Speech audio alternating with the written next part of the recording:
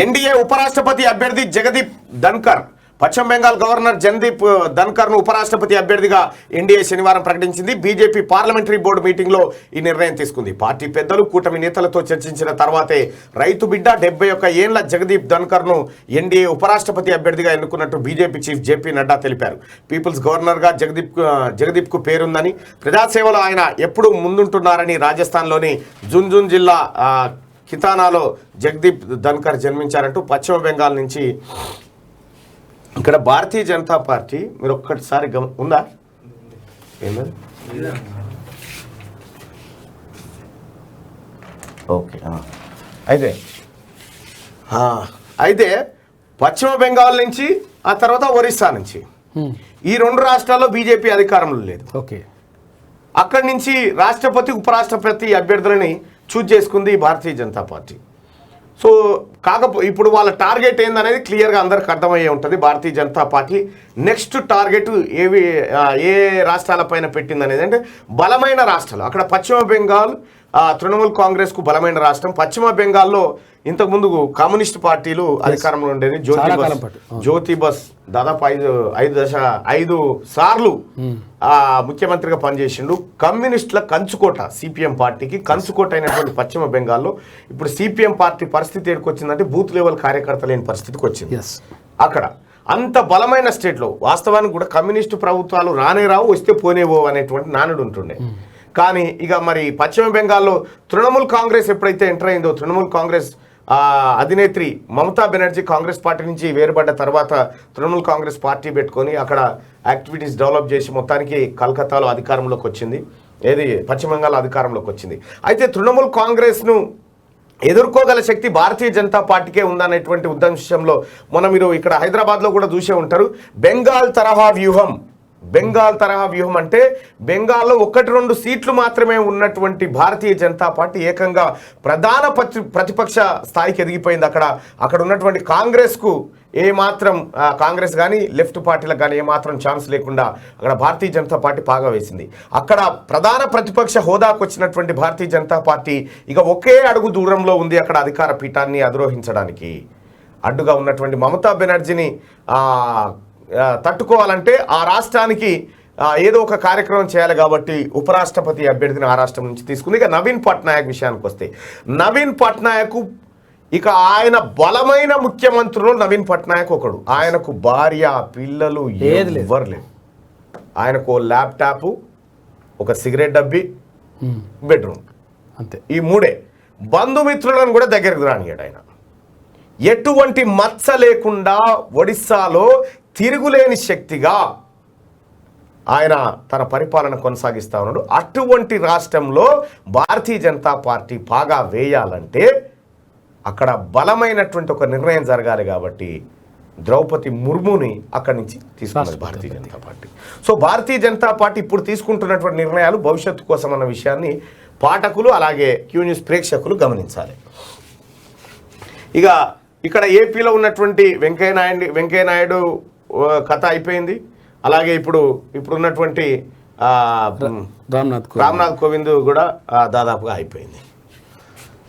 ఇక టూర్ ఖర్చు పెరిగింది. ఈ సంచికతో పాటు 32 పేజీల దర్వాజా సప్లిమెంట్ అందుకోండి అంటూ ఇవాళ ఆదివారం కదా దర్వాజా వచ్చింది. టూర్ ఖర్చు పెరిగిందని చెప్పి ఒక వార్త. టూర్లకు పోతే ఖర్చులు పెరుగుతున్నాయట. బస్ కిరాయి పెరిగాయి, పెట్రోల్ పెరిగాయి, డీజిల్ పెరిగాయి, అన్ని పెరిగాయి, తిండి పెరిగాయి. అప్పుడు టూర్కి పోయేటప్పుడేమో అప్పుడేమో ఖాళీ 2 బట్టలు, జతలు, ఇంత చెప్పులు, అంగిలాగు 2 ఉంటే సరిపోయేది. ఇప్పుడు గోళీలు కూడా తీసుకుపోవాలా, ఎప్పుడు ఏది వస్తుందో తెలియదా, వచ్చేది కరోనానా ఇంకోటా తెలియదు. మళ్ళీ దీంతో పాటు శానిటైజర్ డబ్బా, ఈ కాగితాలు ఇవన్నీ ఉండాలి. కదిలిన సీఎం వరద ప్రాంతాల్లో, కదిలిన అంటే ఏది మనం పోతరాజు కనుక ఇంట్లోకి గుంజుకొచ్చినట్టుగా కదిలిన సీఎం వరద ప్రాంతాల్లో ఇవాళ ఏరియల్ సర్వే. నాకు తెలిసి మా కాక ఇది చూస్తుంటాడు ఇవాళ, ఎందుకంటే కెప్టెన్ లక్ష్మీకాంతరావు ఇది చూస్తూ ఉంటాడు ఇట్లా రోజు. మరి ఇక ఇవాళ కూడా పెట్టిన దుకాణం తెలియదు. గుడ్ మార్నింగ్ కాక. కదిలిన సీఎం వరద ప్రాంతాల్లో ఇవాళ ఏరియల్ సర్వే. హనుమకొండ నుంచి భద్రాచలం దాకా పరిశీలన. రేపు ఎస్ఆర్ఎస్పీ నుంచి కాళేశ్వరం వరకు సర్వే. మధ్యలో బాధితులకు పరామర్శలు, వరద నష్టంపై రివ్యూలు. వరద బాధితుల పరామర్శకు నేడు రోడ్డు మార్గంలో భద్రాచలానికి గవర్నర్. ఇది మంచిగా చూడిగా. షెల్టర్ క్యాంపుల్లో ఉన్న వాళ్ళతో మాట్లాడనున్న తమిళసై మీ సార్ మీదికెళ్ళి మేడం కిందికెళ్ళి ఇది భారీ వర్షాలతో వరదలు ముంచెత్తిన ప్రాంతాల్లో సీఎం కేసీఆర్ ఏరియల్ సర్వే నిర్వహించనున్నారు. అయితే విషయం ఏంటంటే ఎప్పుడైతే తమిళసై గవర్నర్ నేను పోతా అని డిసైడ్ అయిందో వెంటనే మనోడు అలర్ట్ అయ్యిండు. భద్రాచలానికి పోవాలని కేసీఆర్ కంటే ముందే గవర్నర్ డిసైడ్ అయింది కాబట్టి ఇజ్జత్ పోతుంది అన్న ఉద్దేశంతో నిన్న బయలుదేరిండు సారు. ఆమె రోడ్డు మార్గాన పోతుంది కదా భద్రాచలానికి, మరి చక్కగా బేగంపేటలో హెలికాప్టర్ ఎక్కి ఎక్కిపోతే ఇజ్జత్ పోతుంది, జనం తిడతారని హైదరాబాద్కి వరంగల్ దాకా బస్సులో ఇదే క్యూనిస్ ఆఫీస్ ముంగడికెళ్ళి పోయింది. ఇట్లా ఇంకా ఆ బండ్లు చూస్తారా ఒక్కసారి, సార్ కాన్వాయ్ ఒక్కసారి చూడాలి మీరు ఎట్లా పోతుంటాయి అంటే 30 బండ్లు అవి. బండి వెనక బండి గట్టి ఆ బండి వెనక బండి గట్టి ఇక 16 బండ్లు గట్టి ఏ బండ్లే పోతో కాకో కల్వకుంట్ల చంద్రశేఖర మా మందిని ముంచినోడా మమ్మల్ని నాగం చేసి సార్ కాన్వాయ్ చూడ్రి ఎట్లా పోతాయి. ఇక నెంబర్లు పడుతుంటాయి చూడ్రి ఎన్ని బండ్లు పోతున్నాయి అనేది. 4 5 ఇక 6 7 8 ఇటు చూడు క్యూనిస్ ఆఫీస్ ఇది 9 10 11 ఇక నెంబర్లు చూడు 12 13 14 15 16 ఇక బండ్లు ఎన్ని పోతున్నాయి సార్ 17 18 19 20 21 22 23 24 25 26 27 28 29 30 31 32 33 ఈ ఆఖరికి ఈ బండి ఒకటి ఏది ఎవడని అడ్డం పడి తెచ్చుకొని పోయేందుకు 33 వాహనాలు. అయితే అప్పుడు 16 అయితే ఇప్పుడు 32 మీకు అర్థం అవుతుందా? కాక లక్కీ నెంబర్ ఎంత? 3 3 6 ఈ 3 ఆ 3 కలిపితే 6 అన్నట్టు. ఇట్లా 33 పోవాలి. ఇంకొకటి ఎక్కువ వచ్చినా ఓర్చుకోడు, జర ఎక్కువ వచ్చేది ఉంటే వెనక ఆగి రావాలి. మొత్తం సారు నడకనే వాస్తు మీద జరుగుతూ ఉంటుంది, సారు చలనమే మొత్తం అంకెల మీద న్యూమరాలజీ మీద నడుస్తూ ఉంటుంది అన్నట్టు. 33 బండ్లు, బండి వెనక బండి కట్టి 33 బండ్లు కట్టి ఏ బస్సులో పోతావు కొడుకో బాతాల పోసెట్టి అనేటువంటి పాటను మళ్ళీ పునరుద్ధరించుకోవాల్సినటువంటి అవసరం ఉంది. 33 వాహనాలు, ఇది తెలవాలి జనానికి.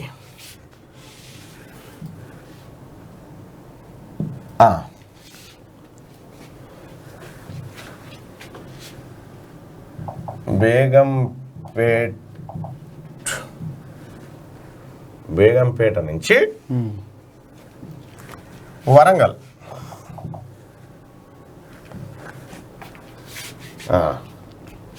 ఎన్ని కిలోమీటర్లు వస్తుంది? 149 కిలోమీటర్లు బేగంపేట నుంచి హైదరాబాద్కు. ఇప్పుడు 33 బండ్లు పోయినాయి. మైలేజ్ ఎంత ఇస్తుంది ప్రవీణ్? 8 అంటే ఎంత అన్నట్టు? 33 × 8 కాదు, 33 × 149 కనీసం 33 × 149 అంతేగా? ఎన్ని కిలోమీటర్లు ఎంత ఇస్తుంది? 8 ఇస్తుందా?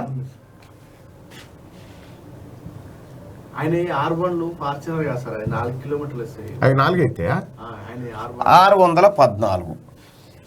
614 లీటర్ల డీజిల్. ఇప్పుడు ఎంత డీజిల్ ధర చెప్పు? 110 రూపాయలు. 67,608 రూపాయలు. ఏది ఖాళీనా రస్తా ఖర్చు ఇప్పుడు పోయేందుకు, ఓన్లీ పెట్రోల్ ఖర్చు పోయేందుకు. మళ్ళీ డ్రైవర్ వేరు, కథ వేరు, డ్రైవర్ వేరు, రోడ్డు మీద బందోబస్తు వేరు, పోలీసు వాళ్ళ వాహనాలు వేరు, మందిని ఆపేసినవి వేరు, ఇవన్నీ. ఇవి కాకుండా అదనంగా ఇప్పుడు 2 రోజులు హెలికాప్టర్ అంటే ఒక్క హెలికాప్టర్కు ఒక్కసారి ఇట్లా పోయి వస్తే 2 గంటలు పోయేస్తాడు అనుకో, 10 లక్షలు 20 లక్షలు మొత్తం ఎంత? దాదాపుగా ఒక 30 లక్షల రూపాయల ఖర్చు. పోనీ 30 లక్షల ఆమ్దాని ఏమన్నా? ఈ 30 లక్షలతోటి ఈ ఏదైతే ముంపు గ్రామాలు ఉన్నాయో ముంపు గ్రామాల ప్రజలకు 4 రోజులు తిండి పెట్టవచ్చు మంచిగా. ఈయన పోకడ ఈయన పోయి మళ్ళీ హెలికాప్టర్లో ఈయన తిరుగుతుంటే ఎవరెవరు ఎక్కాలి హెలికాప్టర్లో? ఫోటోగ్రాఫర్ మస్ట్ తప్పకుండా ఉండాలి. ఎందుకంటే ఇట్లా అనాలిగా, ఇట్లా అంటుంటే ఫోటో తీయాలి, కొట్టాలి ఆయన. ఈ పెట్టుకొని వాళ్ళు ఏదో చెప్తున్నట్టుగా దీన్ని ఆదుకోవాలని చెప్తున్నట్టుగా ఫోటో తీయాలి. వీడియోగ్రాఫర్ యథావిధిగా ఉంటాడు, కాసేపట్లో మనకు విజువల్స్ వస్తాయి, మనం చూడొచ్చుగా. ఏమన్నా పావుల లాభం ఉందా పొసెట్టి కాక నీతో చెప్పే పోని? ఏమన్నా నువ్వు చేసిన పర్యటనతోని ఇప్పుడు తమిళసై గవర్నర్ పోతుంది అన్న షెడ్యూల్ ఎప్పుడైతే నీ ముంగడికి తెలిసిందో, అమ్మ మనం పోకపోతే ఇజ్జత్ పోతుంది, జనం తిరగబడతారని వెళ్ళిండు. కానీ ఏదో జనం మీద ప్రేమ ఉండో లేకపోతే ఇంకోటి కాకది. ఏపీ సీఎం 4 రోజులు అయిపోయి ఈ ఏరియల్ సర్వే కథ తిరిగి 4 రోజులు అయిపోయి ఇప్పుడు వచ్చింది ఏపీ సీఎం కథ గట్ల, ఇక మన సీఎం బాతానకు గట్ల. భారీ వర్షాలతో వరదలు ముంచెత్తిన ప్రాంతాల్లో సీఎం కేసీఆర్ ఏరియల్ సర్వే నిర్వహించనున్నారు. ఇందుకోసం శనివారం సాయంత్రమే రోడ్డు మార్గాన ఆయన వరంగల్ చేరుకున్నారు. ఆదివారం ఉదయం హనుమకొండ నుంచి సీఎం హెలికాప్టర్లో బయలుదేరి భద్రాచలం వరకు సర్వే చేస్తారు. అక్కడ వరద బాధితులను పరామర్శించి ఏటూరు నాగారానికి బయలుదేరుతారు. ఏటూరు నాగారంలో వరద బాధితులతో మాట్లాడతారు. సోమవారం ఎస్ఆర్ఎస్పీ నుంచి మొదలుకొని కాళేశ్వరం వరకు వరద ప్రభావం ప్రాంతాల్లో ఏరియల్ సర్వే చేస్తారు. మరోవైపు భారీ వర్షాలు వరదలతో నిరాశ్రయులైన వారిని పరామర్శించేందుకు గవర్నర్ తమిళసై కూడా రైల్లో వెళ్తున్నారు. శనివారం రాత్రి సికింద్రాబాద్ రైల్వే స్టేషన్ నుంచి బయలుదేరి ఆదివారం తెల్లవారుజామున మనుగూరుకు చేరుకున్నారు. ఆమె అయిపోయింది. శనివారం సాయంత్రం బస్సులో వరంగల్ చేరుకున్న సీఎం కేసీఆర్ అట. దయం పాశం తింటే మాకేంది, కేసీఆర్ నువ్వు వరంగల్ పోతే మాకేంది, ఇంకేటి కనబోతే మాకేంది, మా పైసలే దండగా కదా. ఈ బస్సు ఏడా పంజాబ్లో చేపించినాయో సారు, పంజాబ్లో 5 కోట్లు దాని ధర ఇంత ఉంది. స్పెషల్ బస్ అన్ని ఉంటాయంట,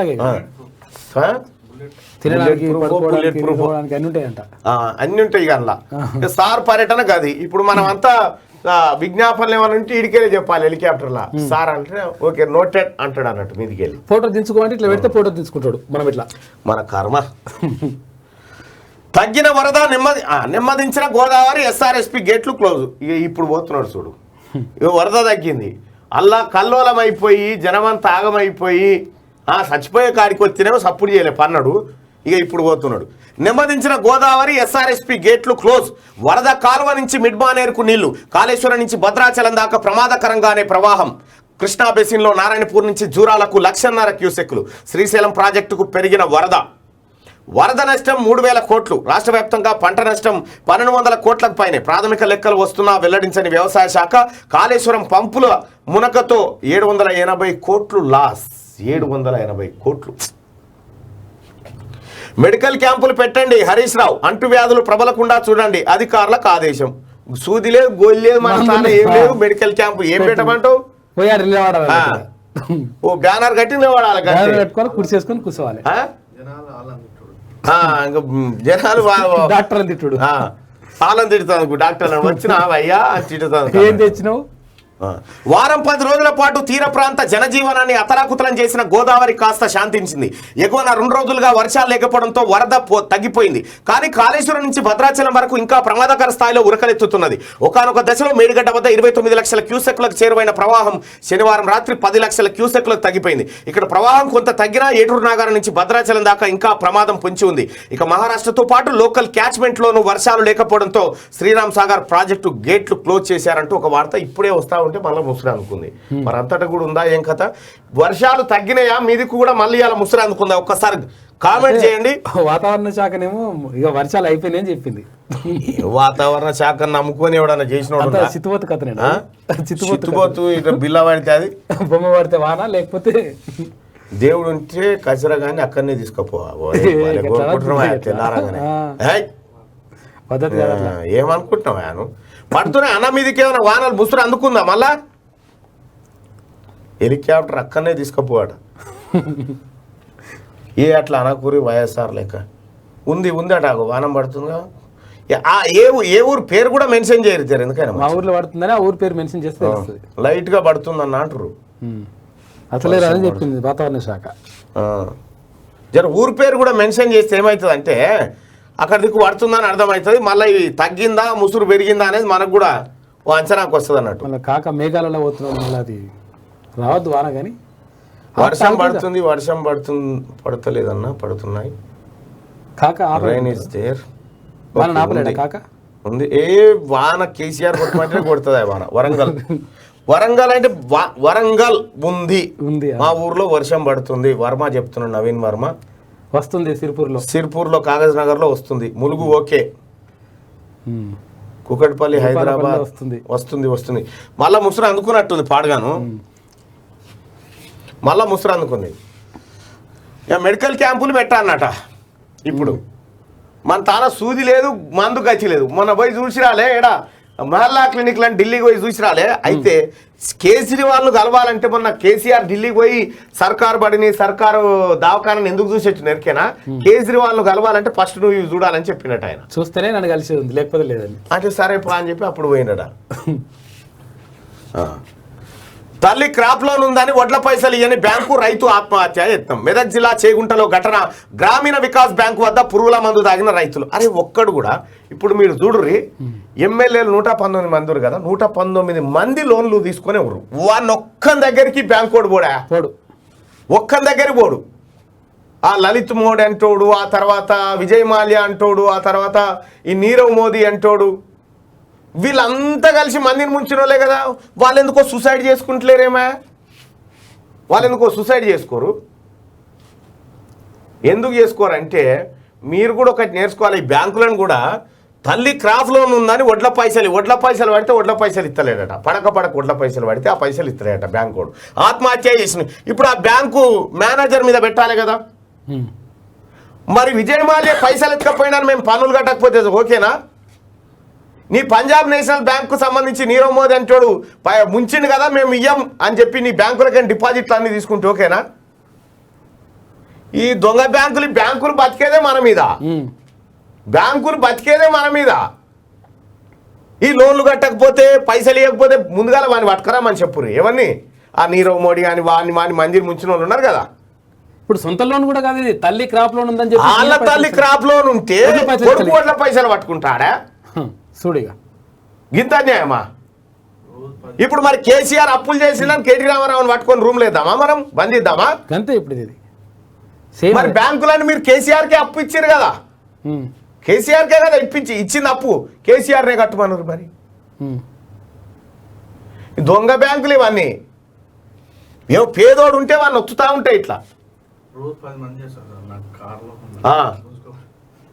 కార్ లోన్లు ఉన్నాయి, ఇవ్వున్నాయి, అవున్నాయి, కట్టం ఏం చేస్తారా? సావాలనా మరి జనము?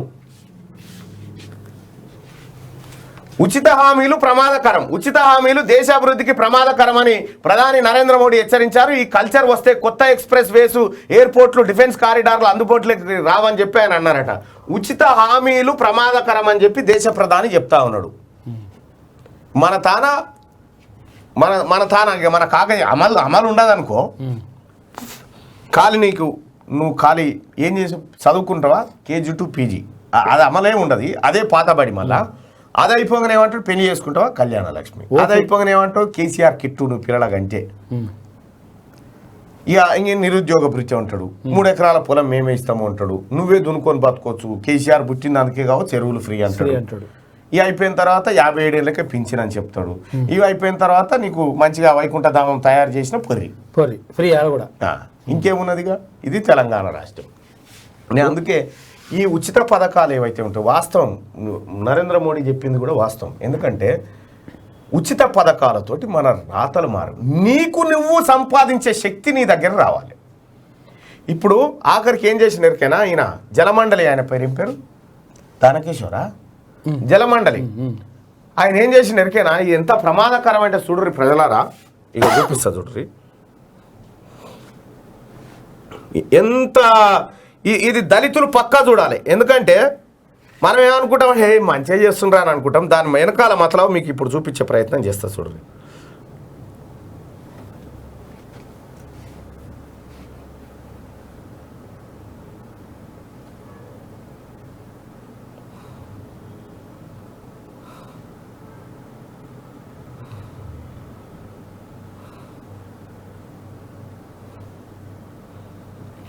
అయ్యో భరత్ ఓపెన్ చేయి.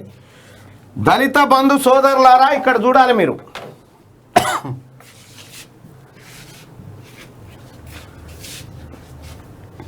ఇగో తెలంగాణలో దళితులకు మరో శుభవార్త, దళిత బంధుతో పాటు ఉద్యోగం. తెలంగాణ ప్రభుత్వం ఎంతో ప్రతిష్టాత్మకంగా ప్రవేశపెట్టినటువంటి ఉద్యోగంతో ఏందయ్యా అంటే దళితులకు ఇగో ఈ బండి కొనిస్తారట, బండి మీద 4గురికి ఉద్యోగం. ఏం చేస్తుంది ఈ బండి?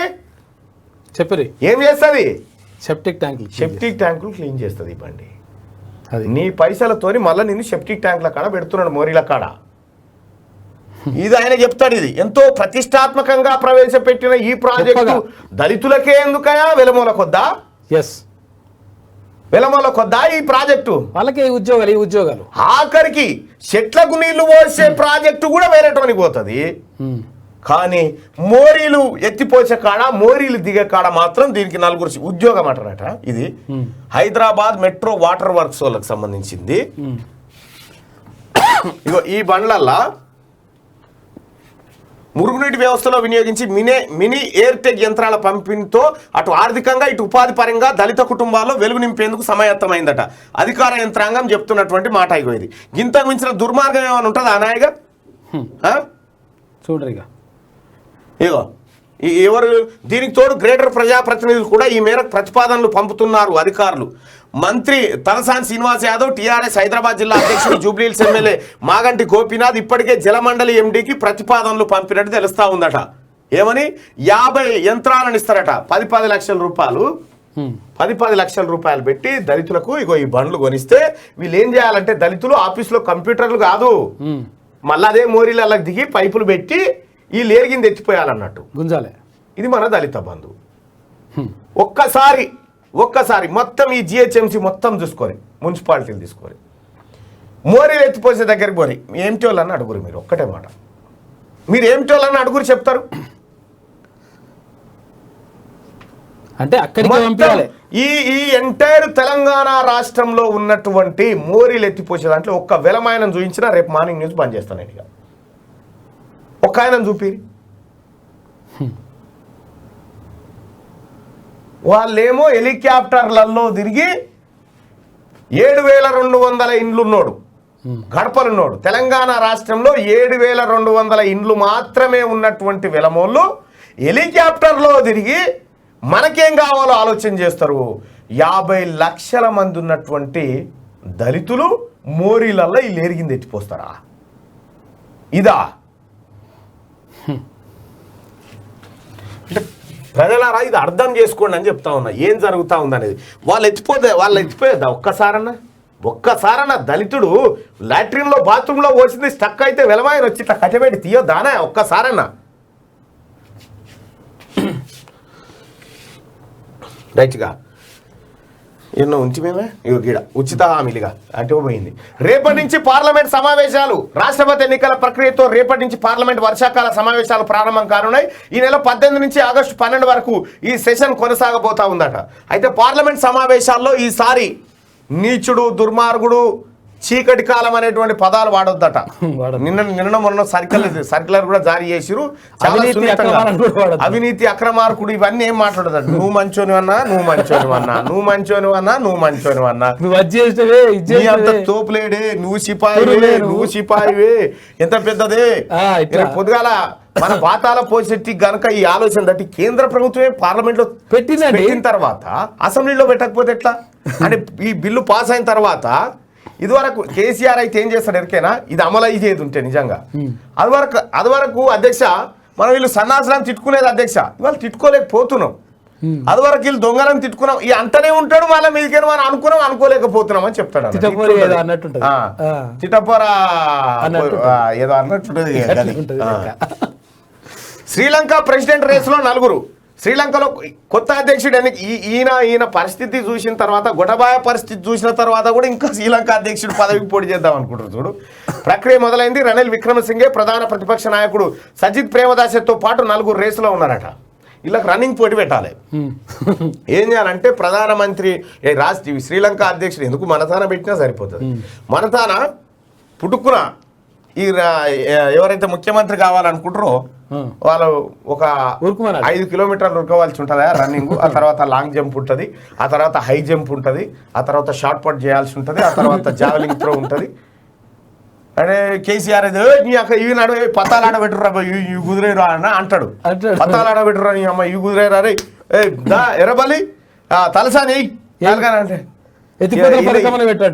ఎత్తిపోతాలని గివ్ పెట్టాలి కానీ గివే మాటలు ఆయన లేకపోతే అబద్ధాలు ఆట పెట్టుర్రా భయ్య నిజంగా కనుక రన్నింగ్ రేసు పెట్టాలి వీళ్ళకు కనీసం 100 మీటర్లు 12 సెకండ్లలో ఉరికినోడికి మాత్రమే అర్హత పరీక్ష ఉండాలి ఎన్నికల పొడి చేస్తారు ఇట్లా పెడితే మంచిగుండు కానిస్టేబుల్ ఒక కాలనీలో ఉన్నటువంటి సమూహాన్ని రక్షించేటువంటి కానిస్టేబుల్ ఏమో 5 కిలోమీటర్లు ఉరకాలి ఈ కానిస్టేబుల్లో జీతభత్యాలు ఎంత ఉండాలంటే ఇంట్లో బండాలి వీళ్ళకి కూడా అర్హత పరీక్షలు ఉండాలి నిజంగా ఉరుకుతాడా కేసీఆర్ ఉరుకుతాడా అవుతాడా రన్నింగ్ రేస్ పెట్టి ఇప్పుడు ముఖ్యమంత్రి పదం అంటే కేసీఆర్ ఉరుకుతాడా ఆయన కొడుకు ఉరుకుతారా ఎవరైనా ఉరుకుతారా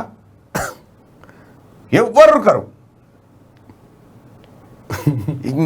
ఎవరైతుండో చెప్పిగా పక్కపల్స కూడా ఎవడుంటే అటు బండి సంజయో ఇటు రేవంత్ రెడ్డో లేకపోతే ఇటు ఆర్ఎస్ ప్రవీణ్ కుమార్ గీళ్ళు అయితే ఉరకగలుగుతారేమో ఎందుకంటే వాకింగ్లు బీకింగ్లు చేస్తారు కదా కేసీఆర్ అయితే వాకింగ్ నై గీకింగ్ నై కేసీఆర్ నిలబడితే భూమి దానంతలా కదిలిపోవాల్సిందే కానీ ఈయన ఉరుకుడు ఏముంటది ఎర్లీ మార్నింగ్ 2 గంటలకు లేస్తారా కాకెర్లీ 1:59 వండి 2 గంటలకు లేస్తాడు 12 గంటలకు లేస్తారట ఎర్లీ మార్నింగ్ ఈ రేసులు పెట్టాలి మనలకు గుట్టపై దిద్దుబాటు చర్యలు యాదగిరి గుట్టపై భక్తులు ఇబ్బందులు పడుతున్న ప్రదేశాలను గుర్తించి శనివారం దిద్దుబాటు చర్యలు చేపట్టారు వానకు దెబ్బతిన్న బురదమయమైన ఆలయ పరిసరాలకు రిపేర్లు చేస్తున్నట ఇది జీవితాంతం ఇది కాళేశ్వరం ప్రాజెక్టు రిపేర్ లెక్కనే ఉంటుంది యాదాద్రి ప్రాజెక్టు రిపేర్ కూడా ఇక తెలంగాణనే రిపేర్కి వచ్చింది మోటార్ వైండింగ్ కాలిపోయినట్టు అయిపోయింది తెలంగాణ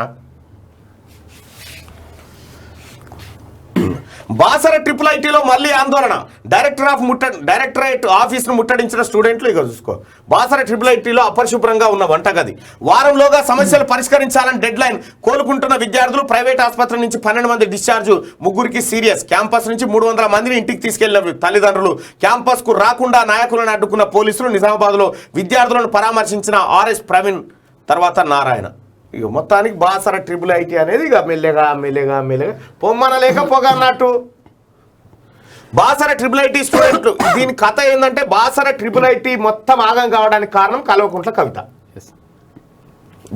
ఏది దేవనపల్లి కవిత బాసర IIIT స్టూడెంట్లు మళ్ళీ పోరుబాట పట్టారు పోయిన నెలలోనే స్టూడెంట్లు ధర్నా చేయగా సమస్యలన్నీ పరిష్కరిస్తామని హామీ ఇచ్చిన సర్కార్ మాట నిలబెట్టుకోకపోవడంతో క్యాంపస్లో మళ్ళీ ఫుడ్ పాయిజన్ జరిగి వందలాది మంది అస్వస్థతకు గురి కావడంతో ఆందోళనకు దిగారు శనివారం స్టూడెంట్ గవర్నింగ్ కౌన్సిల్ ఆధ్వర్యంలో డైరెక్టర్ ఆఫీసును ముట్టడించారు 4 డిమాండ్లతో కూడిన లేఖను డైరెక్టర్ సతీష్ కుమార్కు అందజేశారు వారంలోగా వాటిని పరిష్కరించాలని లేదంటే పెద్ద ఎత్తున ఉద్యమం చేస్తామని హెచ్చరించారు క్యాంపస్లోని SS కేంద్రీయ బండార్ శక్తి క్యాటరింగ్ ఏజెన్సీలను తొలగించాలని ఇవి ఎవరి ఈ కవిత అనుచరులు కులపొల్లి ముగ్గురు అదే వీళ్ళు విలేకరులంట ADSW chief warden SWO in charge caterers తక్షణమే రాజీనామా చేయాలని IIT NIT తరహాలో విద్యార్థులకు భోజనం సౌలతులు కల్పించాలని కనీసం 10 ఏళ్ల అనుభవం ఉన్న కంపెనీకి మెస్ బాధ్యతలు అప్పగించాలని కోరారు మెస్ల నిర్వహణలో రాజకీయ జోక్యం లేకుండా చూడాలన్నారు కాగా శనివారం క్యాంపస్లో ఎలాంటి తరగతులు జరగలేదు ఇగో మెస్ల నిర్వహణలో రాజకీయ జోక్యం అంటే ఎవరి రాజకీయం కల్వకుంట్ల కవిత రాజకీయం కల్వకుంట్ల కవిత జయంగా ఇగో ఇంతమంది 300 మంది పిల్లల్ని తీసుకొని వెళ్ళిపోయారు తల్లిదండ్రులు చాలా మంది దవాఖానలో పడ్డారు 1300 మంది హాస్పిటల్ పడ్డారు ఇవి ఆందోళన చేస్తున్న స్టూడెంట్లు ముక్కిపోయిన మినపప్పును పారబోస్తున్న సిబ్బంది అట ముక్కిపోయిన మినపప్పు అట మోరిలో పోస్తా ఉన్నారు ఇంత శుభ్రంగా ఉంది మీ ఇళ్ళ గిట్లా అంత దో నెంబర్ మాలే ఒక్కసారి ఈ క్యాంటీన్లో ఈ కథ ఏందో ఒక్కసారి చూద్దాం ఈ క్యాంటీన్లో కథ చూడరు మీకే అర్థమవుతుంది ఎవడెవడున్నాడు దాని వెనక ఏం కథ అనేది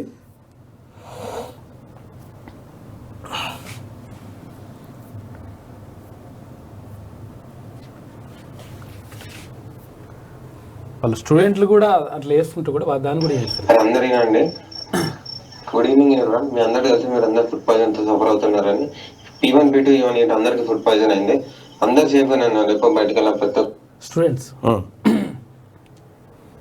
ఒక్కరు ఇప్పుడు సేఫ్ గానే ఉన్నారు అందరు క్యాంపస్ కి రిటర్న్ అయినారు ఎవ్వరు ఎలాంటి భయపడాల్సిన అవసరం లేదు నిన్న జరిగిందంతా మీకు తెలుసు, బట్ ఈ రోజు జరిగింది ఏందో మీకు చెప్తాం. మార్నింగ్ లేవగానే అందరం మెస్కి వెళ్ళినాం. యాక్చువల్లీ మెస్ ఏదో ఇద్దాం అన్నట్టు వెళ్ళినాం, కానీ అక్కడ అందరు పోలీస్ వాళ్ళందరూ వచ్చిండ్రు. ఆ తర్వాత మేము ఏం చేసినామంటే ఆ ఇంగ్రీడియంట్స్ అన్ని చెక్ చేసి అన్ని డేట్ అయిపోయినాయి. అది ఆల్రెడీ డేట్ అయిపోయినాయి మనందరికి ముందే తెలుసు. అవన్నీ తీసుకొని వచ్చి AB3 ముందు పెట్టినాం. AB3 ముందు పెట్టి ఇదా పరిస్థితి అని అడిగినాము. ఆ తర్వాత వీళ్ళు ఏం చేసిందంటే అది టర్మినేట్ చేసేసి మా శక్తి మెస్ కి అన్ని మెస్సులు ఇచ్చేద్దాము కొన్ని డేస్ వరకు అని అన్నారు. కానీ అప్పుడు తెలిసింది ఏంటంటే అసలు మా శక్తి మెస్ కూడా యాక్చువల్లీ వాడు కూడా దరిద్రంగా ఉన్నాడు. ఆయనకి లైసెన్సే లేదు. శక్తి మెస్ కి అసలు లైసెన్స్ క్యాన్సిల్ అయిపోయింది. ఎప్పుడు అప్పుడు లాస్ట్ టైం కప్ వచ్చింది కదా, అప్పుడే లైసెన్స్ క్యాన్సిల్ అయిపోయింది. లైసెన్సే లేని వాళ్ళు 4 months కి వెళ్ళి అదే వాళ్ళే ఫుడ్ పెడుతున్నారు. మేము వెళ్ళి అడిగితే మాకు ఇప్పుడు తెలియదు, అడ్మినిస్ట్రేషన్ వాళ్ళని అడిగితే మాకు ఇప్పుడు తెలియదు, ఇప్పుడే మాకు తెలిసింది వాళ్ళకి లైసెన్స్ క్యాన్సిల్ అయిందని. అంటే లైసెన్స్ క్యాన్సిల్ అయిందా? ఇగో వీళ్ళే మొత్తం జోగినపల్లి, అది మన ఈమె కల్వకుంట్ల కవితమ్మ ఏది కులపోలకు ఈ క్యాంటీన్లు అప్పచెప్పి మొత్తం సత్యనాశనం చేసి బాసర క్యాంటీన్ని అప్పచెప్తేనే ఈ రకంగా అయిపోయింది. వీళ్ళే ఈసార్లే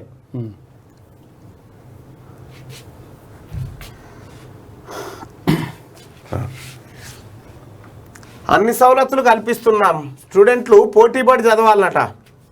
ఏమంటారా ఇక మీరే చెప్పాలి. రాసుడు బలి పెడతారా ఈ వెలుగు పత్రికలు? ఈయనే పెట్టి దీని పక్కకే ఇదేస్తారు. ఇగో ఈ కదిలిన సీఎం అని చెప్పి తగ్గిన వరద ఈయన చేస్తారు. ఈ ఏసుడు కూడా ఖతర్నాక్ చేస్తారు చూడు. ఇగో బాసర ట్రిపుల్ మళ్ళీ ఆందోళన, అన్ని సౌలతులు కల్పిస్తున్నాం, స్టూడెంట్లు పోటీపడి చదవాలన్నట. ఇది కథ. నిజంగా చెప్పాలి, ఇప్పుడు మీరు పబ్లిక్కే చెప్పాలి. ఇక నేను చెప్తే మంచిగా లేదు, పబ్లిక్కే చెప్పాలి. అన్ని సౌలతులు కల్పిస్తున్నాం, పోటీపడి చదవన్నట. మరి అన్ని సౌలతులు ఉండగా మరి మీ పిల్లగానే ఎందుకు ఆఫ్రిడ్జ్లో చదివిపిస్తున్నావు తమ్ముడు? గిన్నె చదివిస్తే అయిపోతుంది కదా గురుకులాల్లో బిరుకులాల్లో. మరి గురుకులాల్లో మంచిగా అద్భుతంగా తిండి పెడతాం. ఇంకా ముఖ్యమంత్రి మనవడు మనవరాలు ఏం తిండి తింటారో గదే తిండి తింటాం. ఈ పురుగులన్న మీద తింటుండవు చాలు కూడా. పురుగులన్నం, ముక్కిపోయిన బియ్యం, నీళ్ళ చారు,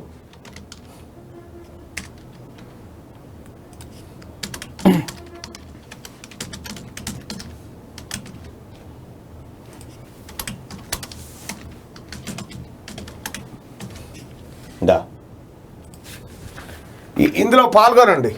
చెప్పు తీసుకొని కొడతామంటున్నా ఆయన. ఎవరు మంచిగా చెప్తున్నాడు.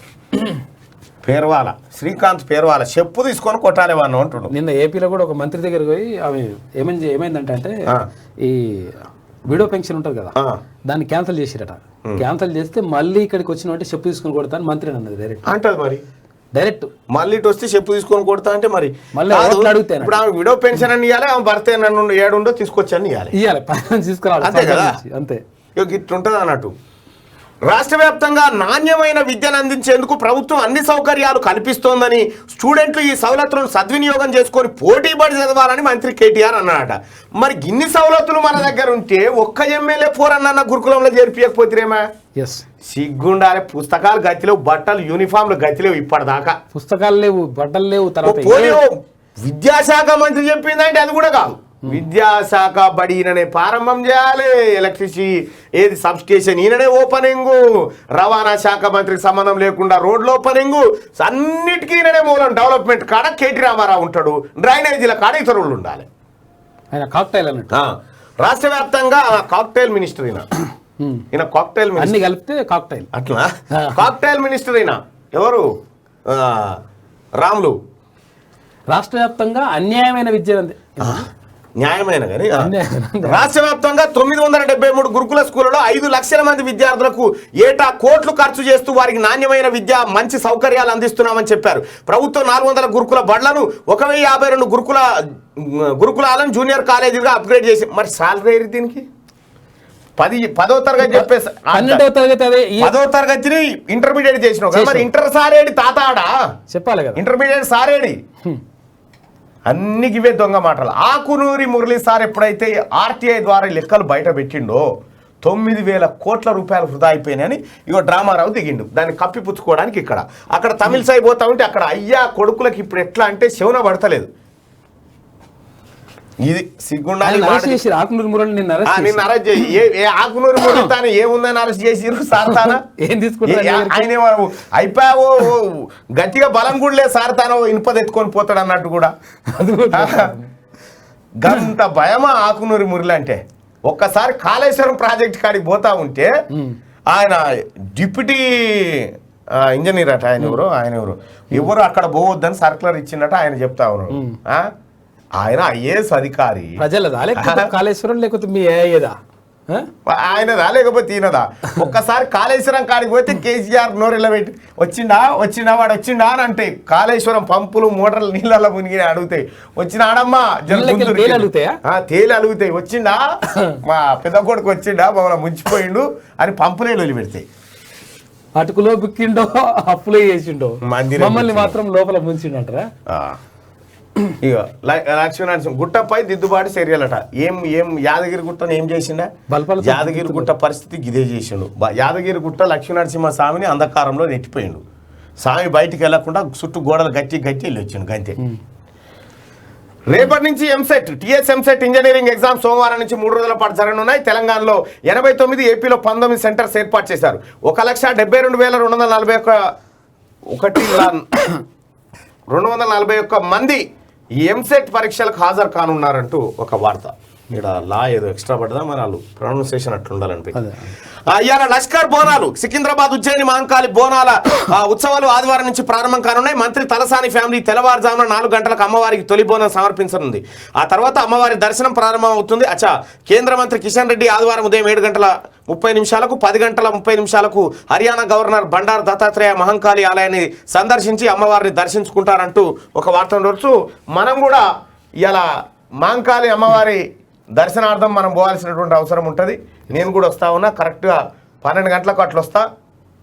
అమ్మవారి దర్శనం ఉంటుంది. 12 గంటలకు మనం వస్తున్నాం. గుడి మూస్తారా మళ్ళీ ఉంటుంది పోతాం ఏం కాదు.